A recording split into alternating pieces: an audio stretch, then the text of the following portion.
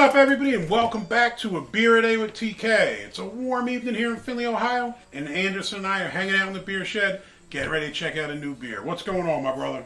Well, I'm a little disappointed. What? Every time you have other guests, you bring out the nice glasses, but now that I'm back to the jam jars. It is what it is, my friend. I know that you drop fancy glasses, and I'm not trying to have them shattered.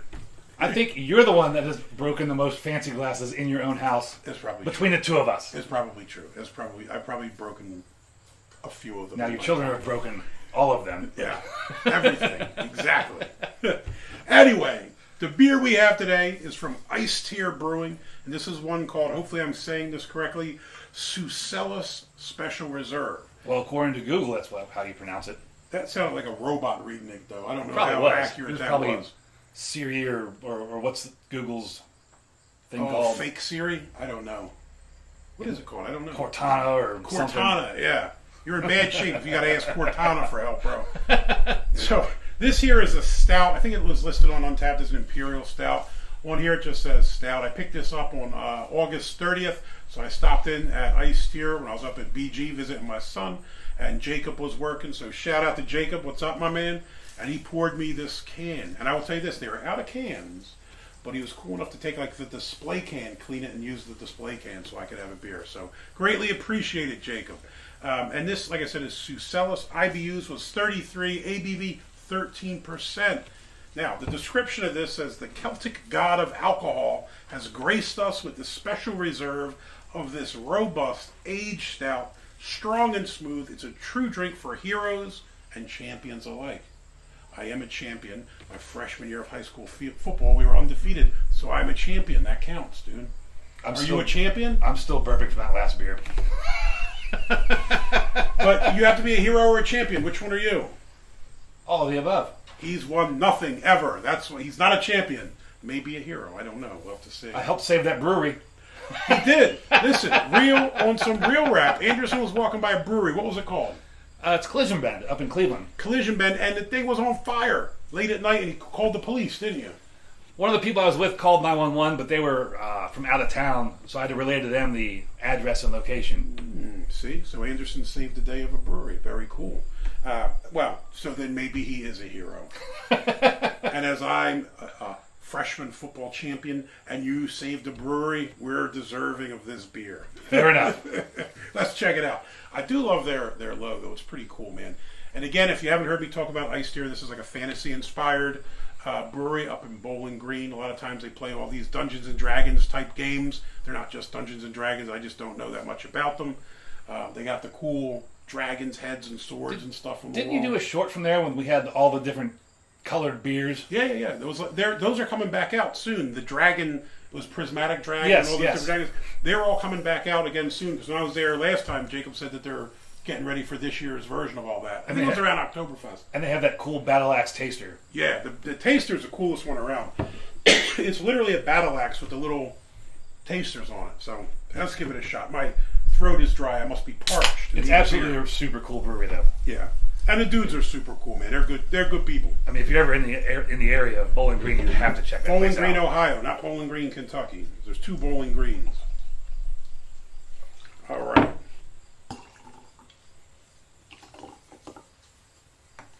Into the jam jar it goes. You know, I know. There's marks on there. I know. And I can see them as I have glasses now. I just still eyeball. Isn't that the whole point of using the jam jars so you can pour evenly? Theoretically, yes. But, look, that's pretty spot on, dude. Close enough. Just eyeballing it. That's pretty spot on.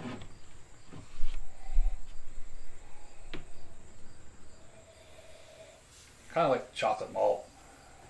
Yeah, that's what I'm thinking, like a dark chocolate kind of smell. Not a ton. Not a lot going on in the nose, to be honest. I'm getting a hint of like raisiny alcohol. Yeah. For 13%, though, I don't think you pick it up. It could be super boozy. I don't think it smells it. No, you don't pick up normal alcohol, but it's almost like a rum raisin kind of smell. Like you get with the Belgian beers. When you get those dark Belgian beers, they kind of have that raisiny smell, I think. Yeah, it smells good. It's enough nose blasting it. Do you remember the little box of raisins you used to get, the little red box? Yeah, Sun-made raisins. I had those every day for lunch. I never ate them, and the same box would wind up in my lunch the following day. Do they still make those? Yeah. They still make them. They make them. I actually liked them now. As a kid, I hated it. Everybody else would be having some cool little Debbie stuff, and I had raisins because apparently my parents hated me. Remember how pissed you'd get at Halloween when somebody would give you those? I don't know, trick or treating. That or some pennies. Like the old lady give you some pennies, and you're like, oh, cool. Well, hell, now that penny might have been worth thousands of dollars, and you I'm not that old, wasted Jesus. it.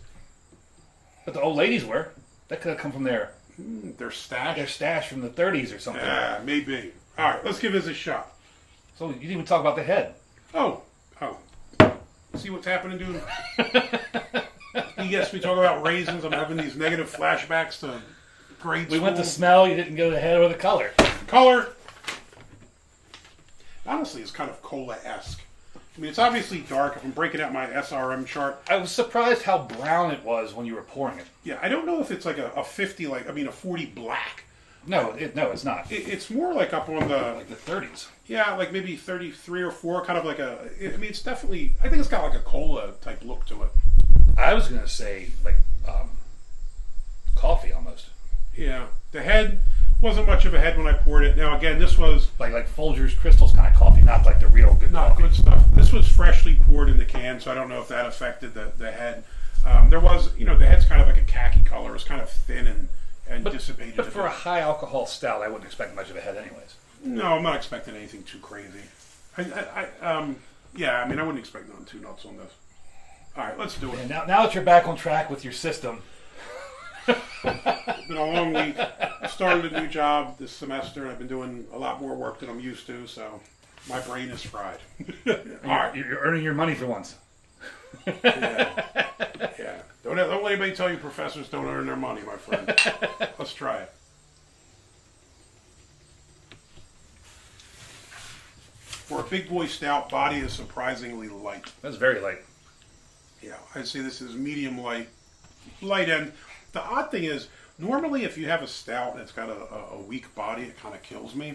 It doesn't do it for me with this though. Like I don't know why, but maybe it's because it's more boozy or something that it seems to work a little better. But the body's not bugging me too much on this. The body's really light, but there's almost a grittiness to it. Yeah. As far as flavors, you're picking up some roasty malt, but it doesn't dominate. Now this is aged, and I'm not sure what they aged it in, but it tastes like casky or woody or something. You pick that up. I'm not sure what kind of cask they put it in. But you also get some bitter chocolate. Yeah. You do pick up that raisin type taste Yeah. too, that raisin or plum kind of taste, which I kind of dig.